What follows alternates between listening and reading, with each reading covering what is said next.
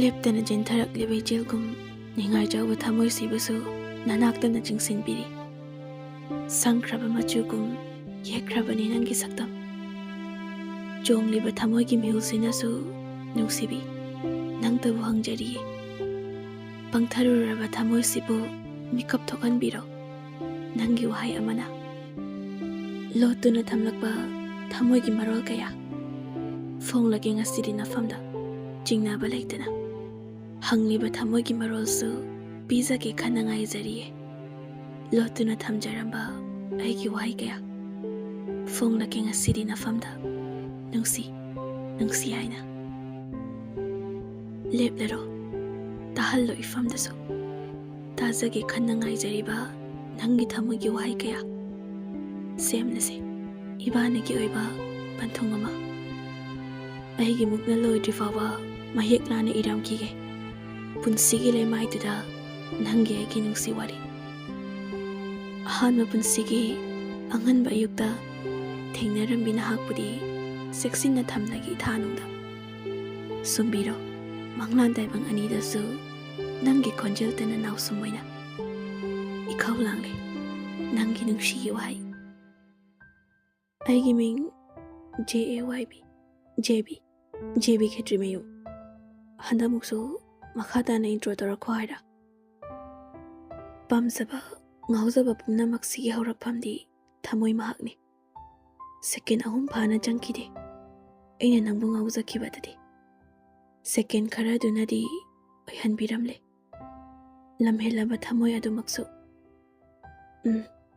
khangde nuksigano sungamde nanak nakkano haibasu ai ngamde karigino khangde aigi thamoisina langtakna duna lairibase tasengna nangonda pungawa bo misak haibado ai oire oidaningai gi maramsu laiti nangi midyen khoding athali sing hena chele maroleni yengrakliba nangi midyeng dunadi hanjin lakna fana ngamda lamhenbiri ngawaliba thamoi sibu natra nuksibana hainaribado thabal mahaki inglaba mangalgum tanikna malangba mahakna nuza oibi mahakbu kaihaurage matagumna liri silaktuna humdokpirai nuza mahaki joiraba samlangdubu sathek naina humdokpikhrabada khongatjanaba hotnajarami samji marumdagi taruna laiji isingdagi hena luraba mahagi mitsna aniduna ngakjanana yengjarai karigumba wahai amatadi hairamde pisum anidu khara naksinna ngakna yengduna lay mitmangda leplarabada jelaba matamgi khongjelsu ngaihak lepkhibagum tawrami thajarude asumna amuk hana mitmangda leplakani haiba khangsinadaba matau amagum khongthang adu adumak thanglaklabada tapna harai ngasisu adum aibu na thaiduna chatkigadabra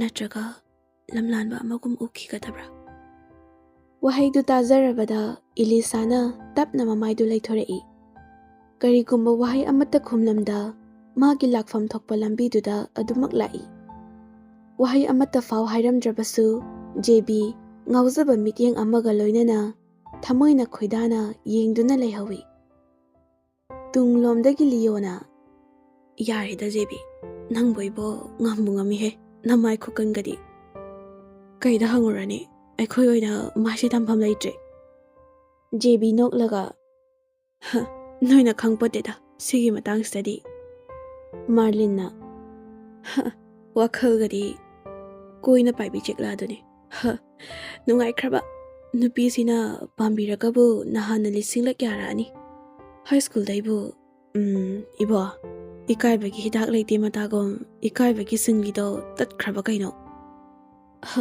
nupi dunu thengnadanaba kochin chenna lola du faw huino olakpra kaino hekta susut toraga hekta phanglami nangna khangdabase laitedago JB na ho nusi masumlangni buhari aina tawba ngomdaba amta laiti fangdri fawsidi khara nungsi chena khangja taridana Leona ikai babu khanglaktadi taibang seva naredo nangona tawri ibo Ngasidi imphal thonglakta ngairi hek lakpaga suru suru inarage sinine.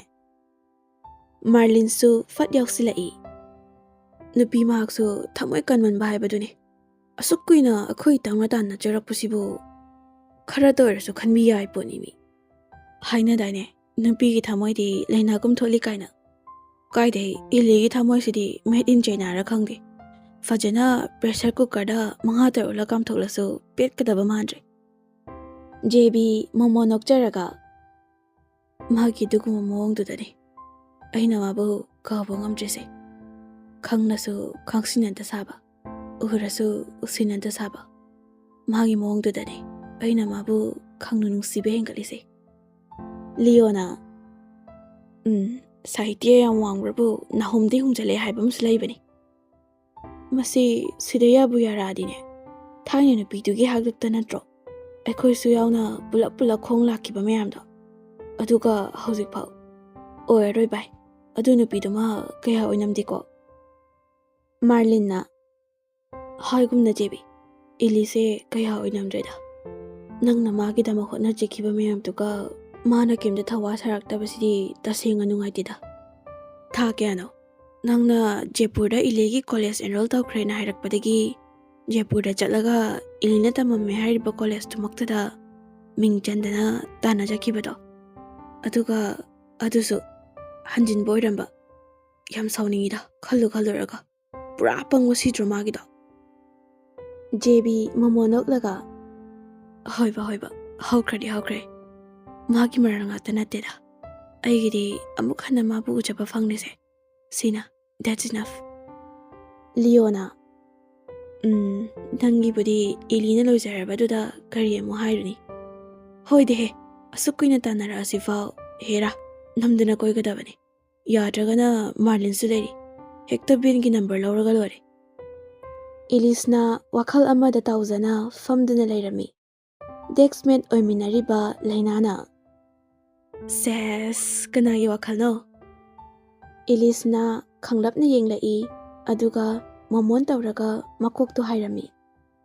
Laina changsilaktuna yajarengo amadugi khalinatra. Ngasaidai college kitangai hobani nang thinaraktra. Ili magi matam pumnamakta sagon aduna puriba paper book tu lauthokduna kolom tu tawraga irai. Adumai hainuba aiga magadi kariguma mari amata lainaba sunate. Mina taraga lana laukhini. Yajare bema nangsu nungsidaba sarano. High school daini nangonda propose tawjaduna laklido. Kok yapi khro kaino. Ili amuk paper du da irai. Ai ngamloi laina. Mana gi fibam si khanglakpada ma soiduna ningba kaigani. Ai gi asing basaktam si khangla bakanda ifam da gilap thokninglakani. Ningba kaina lehobagi saro nungsirodaba ne hena faroidra. Nungsi phangi atrabu lairibrane. Lainana nang hena khanin mankri bema. Khara sulat ona khanbatamu. Sum magi mong dudadi JB na nangbu mirarakadabadi aidi mandida. Ili haifet no I aduga amu irai. Unsana layol kaya kopkraba mihoy bagi pukjelbu mapantungi saktamnata lepayabrane. Kanana khangni khangba kana sungamoy. Lainana ado tasayna JB na nangbu nungsiramlagana kamay dawa. Ili hoziki wahay kharaduda haifet khali amuksu ningsingjarai haukraba thawdokki tangka khara. Matamdu class 12 ki session hauba kani JB school uniform duga mahaki party Leo amadi Marlin ga punna school gate maya duda ngaiminarami. Ilisna bu urubada JB prap changsilaktuna. Morning. Ili pisum anidul suplak tawna JB da yenglai. JB na yaragadi nanga kandi fangnaba yaba number amta pirambe yagadra. Ili hanna yenglamda school gate tu da changlai. JB su kibaga nate hektamak matungda inajarai. Leona as kaino mana khalisiba. Soidridana. Oi JB halasemi. Amuk nahan gi security ni piduna thingnardi phajani. hangoi chonghanba soidredana.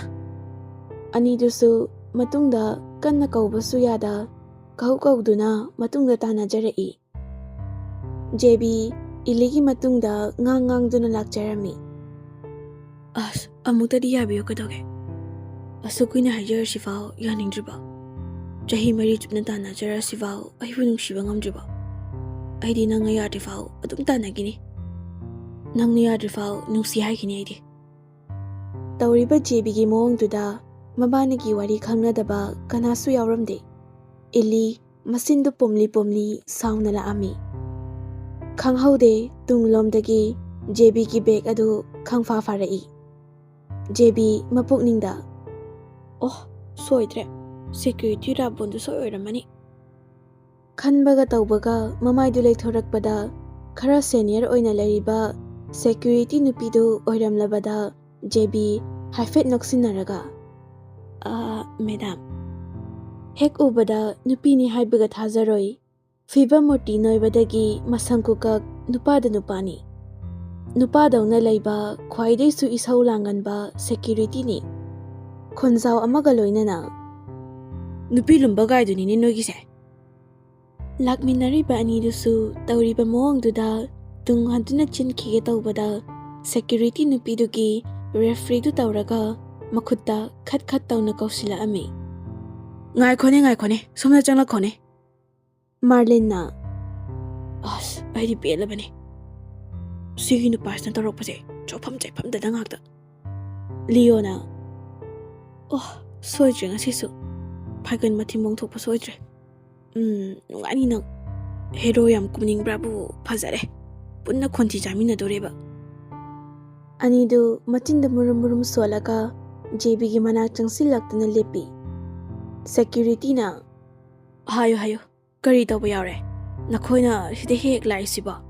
Natte nakhoi hom kisibu nupi lumba laiba gaidura. JB haifet makok tu hotlaga. Me nateda. Sum imanaba ma unaba lakpani. Leo mapukningda. Huran begi makokta napi pe edo tari. Ata phona tri baba. Asigi kokchang nupas na kumishiba. Kaino. Nupi nga katama mapamsidabu aidi bako. Security na. Nupi nga katama mapamsida namanaba unapalaadi soy namanaba duka unaramani. JB haigi haidoklaga amok noksinaraga. Chiche haigi tawbani. Akhoi jedo hidadamba. Security na. Nachebu numit khudingi unaningai maram laibrane. JB kumfang khangda tatli tawna. Sum jejedo yam uningjaba adugini. Security duna. Noya humama hanade masak hanglaba ngatani. Soy lichayshna haidatlatanaba. Aduk yam ngausinay dubu kariginoba. Ha. Wama khangang na dabida nasana khangna. Patpatoro adugo chatkro yari. Ahumdu haifet yengnay aduga masana khangna manadu pairaga playground da hangoi jongnami. Tauriba moongduda satri singdu wawa noktuna campus tu da leptuna loina mak yenglai. Maraktuda ilisulona chepthaduna yengjerai aduga mathanna momon tawzai. Laina ilisana mangduna laikibaduda. Ili kaidorage nangba.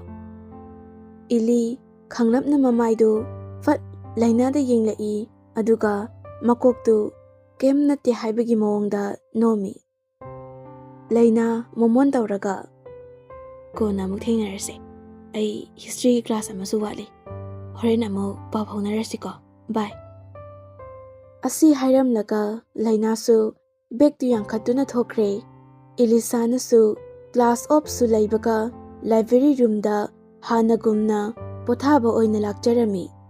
Paring sang na thamliba lariki role singduda Ilisana John Keats'ki selected poems sing yauba larik adu thijarami. Akon bada fanglabada momon tawzana Ilisana larik adu lauduna mamaidu laithorakpani. Adubu JB matungda leptuna lairambaduda khangprek khangna JB da yenglai. JB magi haunabi michina makhatlaga machin chiglap tawraga nokpodu tawshili. Elisana hainada chatke haina tawi adubu JB makhutu rektu da haifet thamlaga khamai. Elisana saurapna mamitu yenkhalai. JB nokfet tawraga. Wow, sigi mityeng sini. Aina lakna fana ngamdrisi. Elisana wahai duda mamai fat laithoi aduga chatki ge tawbaduda amu JB makhut anidu rektu da thamlaga Elisa bu khami. Tawriba moong duda Elisana pakhatpada masadu yadre. Amu akoibaduda pakhatna yengjarai. JB masasu haifet changsilaga masadu kondarap tawna Elisa da yenglai aduga kayang kuina nangi pakhumlo ngayo haino. Elisana su mamai haifet nongkhatlaga sound yenglai. Asumna warawni yenglakliba mityeng adubu uzarubada JB na aigi proposal si isagi oijaba thiba haibadu oiribra. Aidi nahak boygi punsida ihana na ujakiba nimitudagi thamoida taaduna laikhraba nangi saktam. Adubu nahak na nimit aduda aigi mitmang maktada leplaraba matamduda ahina kiyagi matik haraujakiba. Pamjai ngauzai haidunasu ningba khudingmak loina thungani haibadi leite. Adubu ihan hana thengnajakiba mikup adudagi nahakpudi aigi lengdrabani haina khanjaki. Ifamda ihan hana thamoida takiba nangi nungsijabasidi ai fangnaba hotnagani. Nahakna 100 time reject tawrabasu 1000 time hina nafamda aina nungsibase phongdokini. Nahakni abirapa mikuptu fawa ai ngaigi. Karigumba nahakni ifamdagi labna thedoknaba hotnarabasu nahakka nangsinnabagi pambai lising hena thiduna nangbaigi naka thamgani. Wai asi hairamlaga JB su thokre. Elisana masadu khanjanana leptuna lehawi. Phana khanganu hairabasu Elisana ngasai JB na hairamliba wahai singdu adumak ningsingduna leirare. Phana kakthoknaba hotnarabasu sonthangnana yaina adumak nasonana taaduna leirare. Hiplambadagi fuk haugutuna amuk mahaki larik tawfam table mayagi window adu hangdoktuna nongmadol thakna naitom tarak ngana thokliba ita thaja mabu yengjarai. Karamba pendaba wakhal bu tamligadra. Karamba pendaba wakat bu tamligadra. Natraga pukningda farokliba thamoigi ihilsibu tamligadra. Lonthoktrabi thamoi madomgum jinbal thokna haijangamda adumak lonthoktabi amagumle. Khanghaudana humdokkiba apaiba laichilgum onkraba amamba saklongum nonglik mahakna taraklabada ningsinglai. Adungai December gi tarik 30 2013. Angangsa ngasina coaching gi last day nimit oire. Hauze thalo sile yengo ngasi 30 December hayengna bye bye New Year gi langi hainarani. Khangho roi matamsi nakhoina revision tawgena tawrabada January thasi mangari. February middle day metric exam haurani. Aduna angangsa matamse khanghoroi. Yariba makhai thuna syllabus tawba nanghona bahot nagadabane. Khangaba. Laina amadi ilisu suti thanarakpagi thoklai. Laina na bas ten exam thani khanbada mammeda. Ili momo noklaga aidi khara thuna loikradi wai sangani na khalli kansida. Papa nasu exam yani na TV faw yengba yaba nate. Koi basu phangde. Aduna aidi yam thuna lohani. Laina na honoi di lari haibani na thuna loshini ngamgani. Haujikte ekhoi mana pasan pi haure. Andak paus ta ngamdradi larik tamba to khaninga oireroiga. Imai tahabu ngammanate. Thoklak from gate maya duda JB ngaidun leirami. Laina Elisa ki manakong maya haifet naksilaga. Saint Joseph ki topper se amuk ngairami to. Elina as Laina. Laina na asinupa se mamang class 9 dasu coaching pulai. Under class 10 dasu. ꯑꯩꯅ ꯃꯁꯤ ꯎꯕ ꯈꯨꯗꯤꯡ ꯅꯪꯉꯣꯟꯗ ꯍꯦꯛꯇ ꯌꯦꯡ ꯂꯩꯔꯝꯕ ꯑꯗꯣ coaching ꯃꯐꯝꯗꯨꯗ ꯈꯗꯥꯡ ꯅꯣꯝꯃꯤꯗꯨꯒ ꯁꯦꯟ ꯖꯣꯁꯦꯐꯀꯤ ꯇꯣꯞꯄꯔꯅꯤ ꯀꯥꯏ ꯊꯥꯖꯗꯦꯗ ꯃꯁꯛ ꯐꯖꯔꯤꯁꯤꯒ ꯆꯦꯀꯠꯂꯥꯏ ꯆꯨꯔꯤꯁꯤꯒ ꯌꯥꯝ ꯆꯥꯟꯅꯖꯗ꯭ꯔꯣ ꯏꯂꯤꯁꯥꯅ ꯃꯊꯃꯣꯏꯗ ꯃꯣꯃꯣꯟ ꯇꯧꯖꯩ ꯈꯪꯗꯦꯗ ꯖꯦꯕꯤ ꯆꯪꯁꯤꯜꯂꯛꯇꯨꯅ ꯏꯀꯥꯏꯔꯞ ꯇꯧꯅ ꯏꯂꯤ ꯀꯩꯅꯣꯝꯇ ꯍꯥꯏꯒꯦ ꯏꯂꯤꯁꯥꯅ ꯏꯊꯛ ꯊꯛꯀꯠꯅ ꯍꯣꯏ ꯌꯥꯏ ꯖꯦꯕꯤ ꯂꯩꯅꯥꯅ ꯂꯦꯞꯇꯨꯅ ꯂꯩꯕꯗꯨꯗ ꯍꯥꯏꯕ ꯉꯝꯗ ꯂꯦꯞꯇꯨꯅ ꯂꯩ ꯂꯩꯅꯥꯁꯨ ꯈꯪꯂꯗꯨꯅ ꯑꯩ ꯑꯁ꯭ꯋꯥꯏꯗ ꯉꯥꯏꯔꯝꯃꯒꯦꯀꯣ ꯂꯩꯅꯥ ꯆꯠꯈ꯭ꯔꯕꯗ ꯇꯞꯅ ꯏꯂꯤꯁꯥꯅ ꯏꯀꯥꯏꯅ ꯀꯩ ꯋꯥꯅꯣ ꯖꯦꯕꯤ ꯃꯄꯨꯛꯅꯤꯡꯗ ꯑꯁ ꯀꯃꯥꯏ ꯍꯥꯏꯗꯣꯏꯅꯣ ꯇꯧꯔꯤꯁꯤꯕꯣ ꯀꯩꯅꯣꯅꯦ ꯉꯁꯤꯅꯁꯨ ꯂꯣꯏꯔꯕꯅꯤꯅ ꯌꯥꯔꯒꯗꯤ ꯅꯪꯒꯤ ꯀꯟꯇꯦꯛ ꯅꯝꯕꯔ ꯂꯧꯍꯧꯕ ꯌꯥꯒꯗ꯭ꯔꯣ ꯏꯂꯤꯁꯥꯅ ꯑꯩꯗꯤ ꯐꯣꯟ ꯄꯥꯏꯗꯤꯌꯦ ꯖꯦꯕꯤꯅ ꯑꯗꯨ ꯅꯠꯇ꯭ꯔꯒꯅ ꯌꯨꯝꯒꯤ ꯑꯇꯩ ꯅꯝꯕꯔ ꯑꯃ ꯑꯣꯏꯔꯁꯨ ꯌꯥꯏ ꯏꯂꯤꯁꯥꯅ ꯌꯥꯔꯣꯏꯌꯦ ꯄꯄꯥꯅ ꯆꯩꯔꯝꯃꯅꯤ ꯃꯃꯥ ꯉꯥꯏꯔꯝꯃꯅꯤ ꯆꯠꯂꯒꯦ ꯑꯩ ꯖꯦꯕꯤꯅ ꯉꯥꯏꯈꯣ ꯑꯩꯒꯤ ꯅꯝꯕꯔꯁꯦ ꯁꯤ ꯑꯣꯏꯅ ꯄꯤꯔꯝꯂꯒꯦ ꯅꯪ ꯌꯥꯔꯒ ꯄꯥꯎ ꯐꯥꯎꯔꯛꯑꯣ ꯑꯗꯨ ꯑꯣꯏꯔꯗꯤ ꯌꯥꯔꯕ ꯏꯂꯤꯁꯥꯅ ꯇꯞꯅ ꯄꯥꯎ ꯐꯥꯎꯔꯛꯇꯣꯏꯁꯦ ꯀꯩ ꯃꯔꯝꯒꯤꯅꯣ ꯖꯦꯕꯤꯅ ꯑꯩꯅ ꯅꯪ ꯅꯨꯡꯁꯤꯕꯩ ꯏꯂꯤꯁꯥꯅ ꯉꯛꯂꯞꯅ ꯖꯦꯕꯤꯗ ꯌꯦꯡꯉꯤ ꯈꯨꯝꯐꯝ ꯈꯪꯗ ꯂꯠꯂꯤ ꯇꯧꯗꯨꯅ ꯂꯦꯞꯇꯨꯅ ꯂꯩ ꯖꯦꯕꯤꯅ ꯌꯥꯔꯣꯏꯗ꯭ꯔꯣ ꯏꯕꯥꯅꯤ ꯈꯪꯅꯕꯁꯦ ꯏꯂꯤꯁꯥꯅ ꯑꯩꯗꯤ ꯅꯪ ꯀꯅꯥꯅꯣꯁꯨ ꯈꯪꯗꯅ ꯅꯪꯒꯤ ꯃꯤꯡꯁꯨ ꯈꯪꯗꯦ ꯑꯩꯒꯤ ꯃꯤꯡ JAYB ꯖꯦꯕꯤ ꯈꯦꯇ꯭ꯔꯤꯃꯌꯨ ꯍꯧꯖꯤꯛꯇꯤ ꯈꯪꯂꯕꯅꯤꯅ ꯌꯥꯔꯦꯀꯣ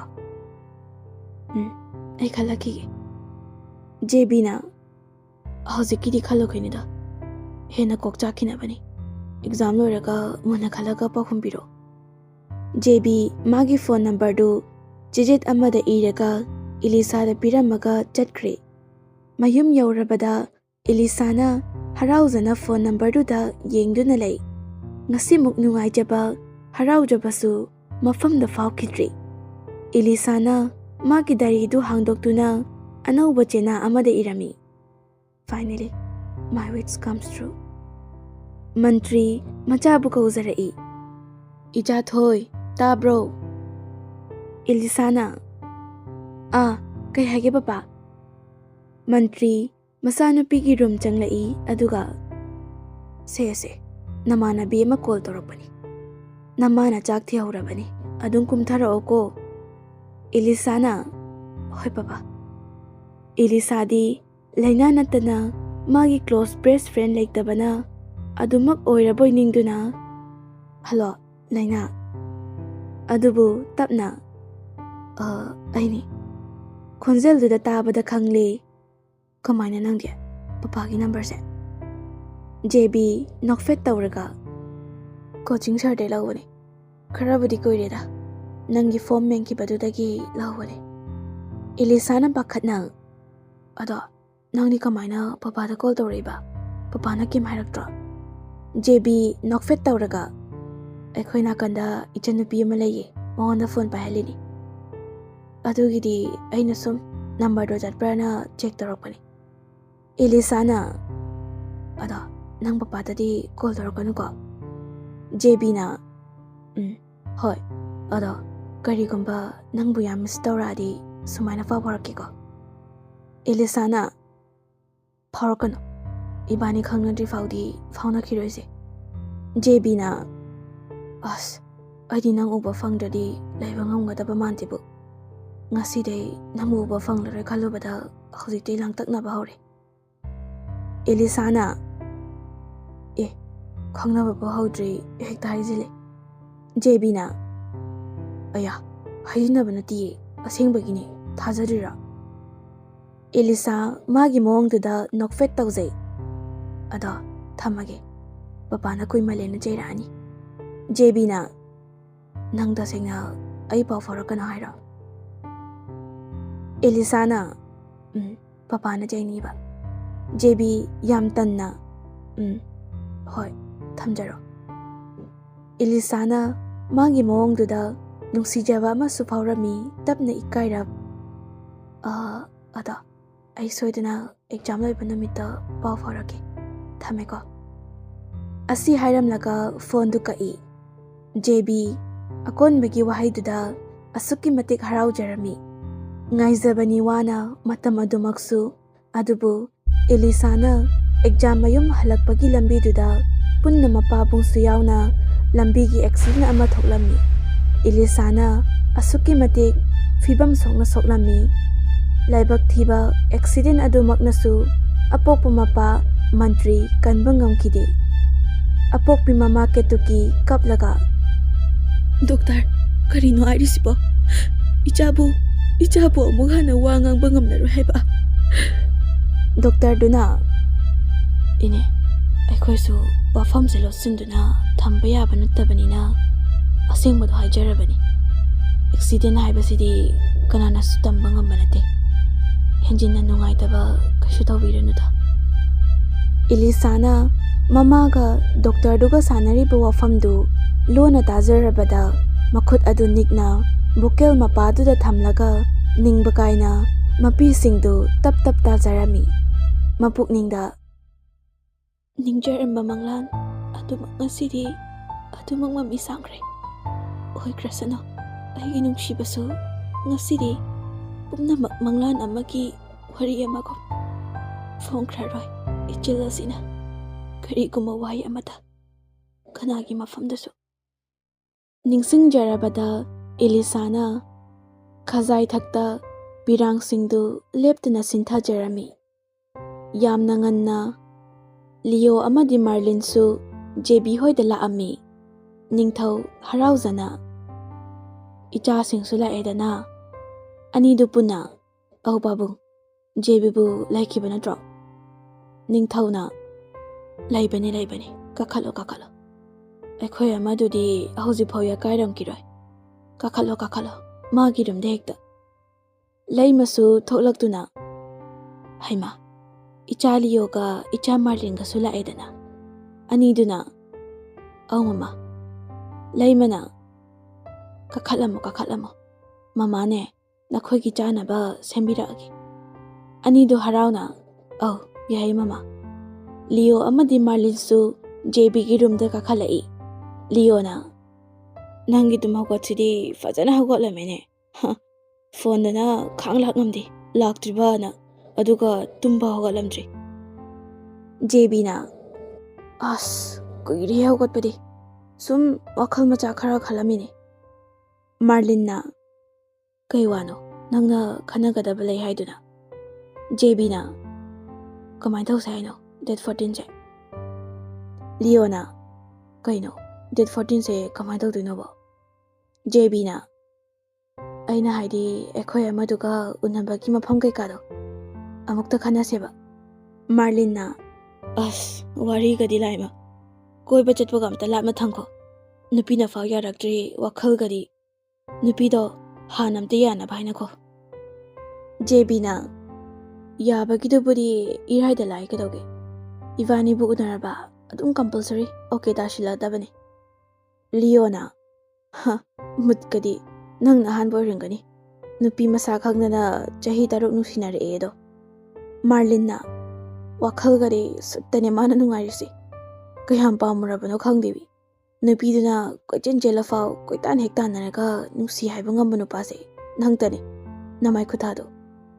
ꯖꯦꯕꯤꯅ, ꯑꯁ, ꯌꯥꯔꯦꯍꯦ, ꯀꯩꯅꯣꯅꯦ? ꯚꯦꯂꯦꯟꯇꯥꯏꯟꯒꯤ ꯄ꯭ꯂꯥꯟ ꯈꯟꯅꯁꯦ ꯍꯥꯏꯔꯒ ꯐꯔꯛꯀ ꯇꯨꯔꯛꯀ ꯇꯧ ꯂꯩꯔꯤ. ꯂꯤꯑꯣꯅ, ꯅꯪ ꯑꯩꯈꯣꯏꯒꯤ ꯐꯥꯎꯗꯤ ꯈꯟꯕꯤꯕ ꯌꯥꯕꯅꯤ. ꯅꯪꯒꯤ ꯅꯨꯄꯤ ꯈꯣꯀꯣꯏꯁꯤꯗ ꯁꯤꯡꯒꯜ ꯑꯣꯏꯅ ꯂꯩꯔꯛꯏꯕ ꯑꯩꯈꯣꯏꯒꯤ ꯈꯔ ꯈꯟꯕꯤꯕꯗꯤ ꯌꯥꯕꯅꯤ, ꯅꯊꯝꯃꯣꯏꯗꯣ. ꯃꯥꯔꯂꯤꯟꯁꯨ ꯃꯈꯥ ꯇꯥꯔꯛꯏ. ꯍꯟꯗꯃꯨꯛꯅ ꯀꯌꯥꯔꯛ ꯁꯨꯕ ꯔꯤꯖꯦꯛ ꯄ꯭ꯔꯄꯣꯖꯦꯜ ꯑꯣꯏꯗꯣꯏꯅꯣ? ꯔꯤꯖꯦꯛ ꯌꯥꯝꯃꯜꯂꯛꯇꯅ ꯃꯗꯨꯅꯕꯨ ꯍꯦꯟꯅ ꯅꯨꯡꯉꯥꯏꯔꯕ ꯈꯪꯗꯦꯅꯦ. ꯑꯉꯛꯄꯅꯤꯀꯣ ꯏꯕꯣ ꯅꯪ ꯑꯃ. ꯅꯁꯛ ꯍꯥꯏꯔꯦ ꯑꯗꯨꯝ ꯀꯥꯕꯛ ꯁꯥꯕꯛ ꯌꯦꯡ ꯌꯥꯔꯤ. ꯌꯥꯝ ꯍꯥꯏꯅꯤꯡꯗꯦꯀꯣ. ꯖꯦꯕꯤ ꯅꯣꯛꯂꯒ, ꯑꯗꯣ ꯃꯥꯅ ꯅꯨꯡꯁꯤꯗ꯭ꯔꯁꯨ ꯑꯩꯅ ꯅꯨꯡꯁꯤꯔꯗꯤ ꯆꯞ ꯃꯥꯟꯅꯗ꯭ꯔꯤꯕꯣ? ꯑꯩꯒꯤ ꯅꯥꯛꯇ ꯂꯩꯒꯗꯕꯅꯤ. ꯃꯔꯨꯗꯤ ꯑꯩꯅ ꯅꯨꯡꯁꯤꯕꯗꯣ ꯅꯠꯇ꯭ꯔꯣ? ꯂꯤꯑꯣꯅ, Ibanina maga manaraga ngangise sini hena ngaktra.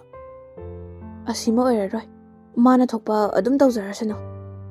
Haijagadababu Debadas tudang sabirakano sini. JB na chala hai. Adugumbadudi aigi style natiko. Handak unabasida yagera yaroira. Direct pusaladabani.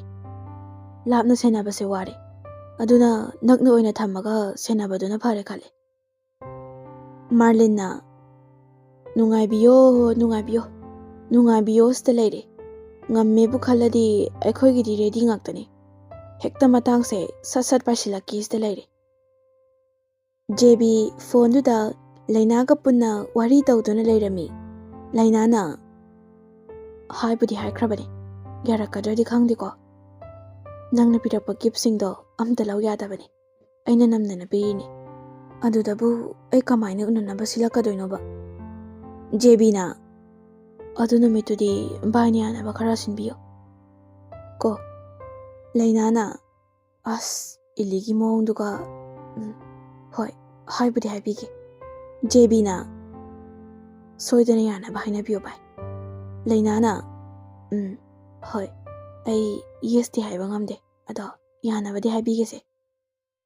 Nongalabada Ilisana JB gi manakta gift singdu puduna JB gi manakta lai aduga manakta thamlaga chatki gi haina tawi adubu JB Ilisa gi khudang adu tap paizaduna khami. Ili ngaiko ibani fasna wari sanagise. Ilisana pariba makhut adu kanthoi aduga magi boydu lokthokduna iribadu yenghalli. Aina pamja khangna nangna sigumbaji hanjinin tawrise kaigino. Mathangda aina danangi paw matam laba aibu fate haigano. JB bisumani suklap tawraga nang khangi natro.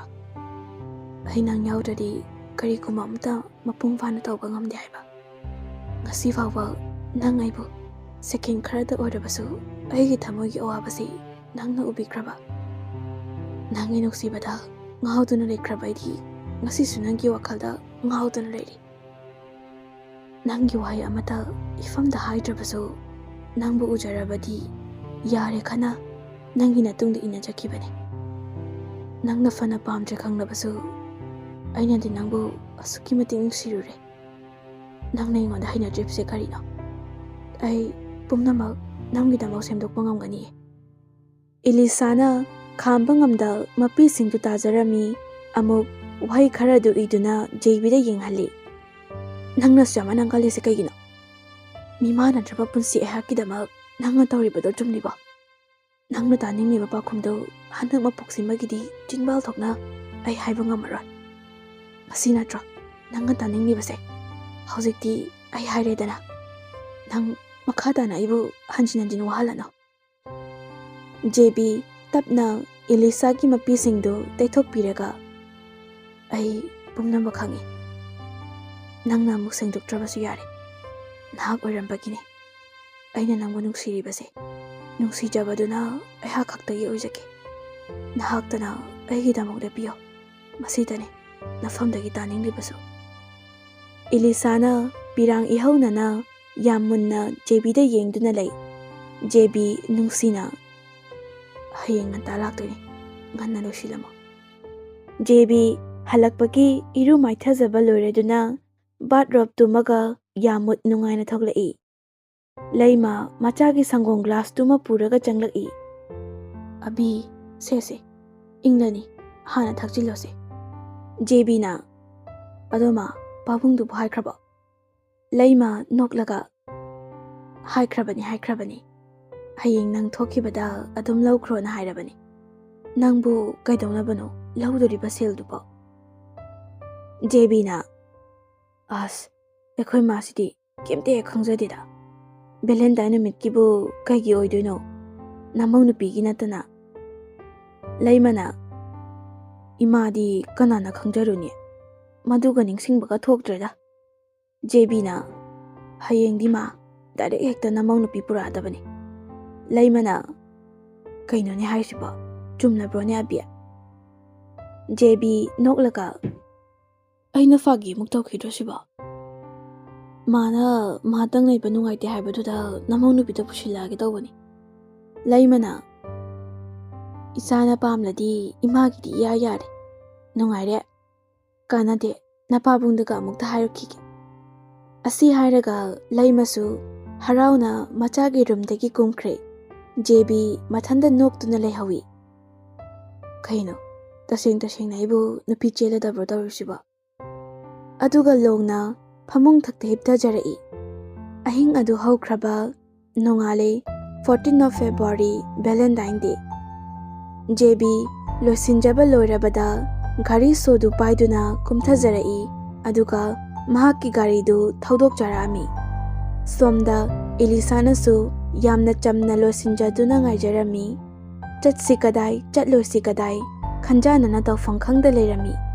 Tanjaduda Elisana message notification ringtone makhol ama lakhibadu phone duda changduna yengi. Ili nang JB paw madaraba. Elisana kai pawno. Lainana JB do accident thokpadagi hospital da pukhale hai. Elisana paw du dajarabada pakhatna karam hospital dani haige. Lainana atudi khangdi ayam ta hangnarakige aduga muhairage. Elisana kari thoklagani khalubada wadaba ngamlamde tafang khangda pakhatjana kapjarami.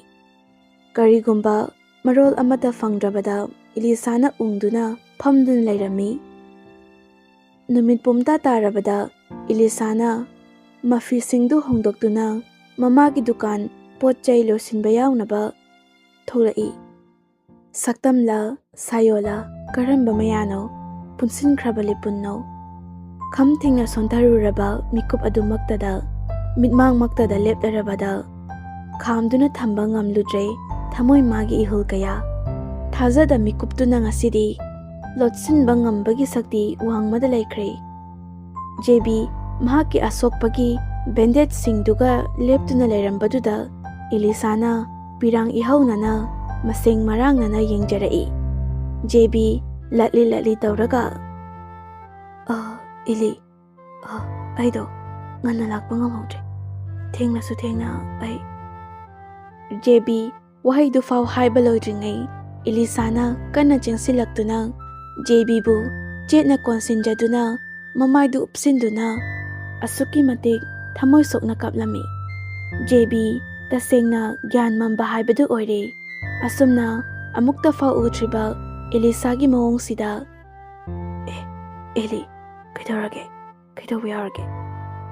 Elisana amuk kolibadu fat thadokduna mamaydu taithoaga mapisingdu udanaba fat taithokjarami. JB nungsina. Elisana mamaydu tapna laithorai. JB tahana. Aido Ili minute amamuktang leramuko. Ai kuiroi fatne. Asi hairaga JB amuk sekli magi gari khami mapadu dalak ami aduga gari dudagi Elisaki mafamda pizza ke khana purakpa deep red rose machuki bucket adu lauthoktuna tungda haifet makhutuna paraga Elisagi manakta tapna la ami. Elisana yamna ngakna JB da yengjarai. JB khuru khuda kunduna rose bucket tu Elisana da pirai. Ure Elisana na bucket adugi mayai oirapna piktakna rasi laina red machuki solitary ring amasu bucket adugi marakta yauraga leirambadu. JB tapna, will you be my Valentine girl? Just not for today, but for the rest of my life. Elisana adumak mapising tu tazana makok adu nomami. JB hagatuna ring adu lauthokuna tapna Elisanagi tanawrabi khutsaduda sibirai aduga makhut animaktu jejet pasinjaduna munna Elisanagi tarawrabi mitsna adu yengduna.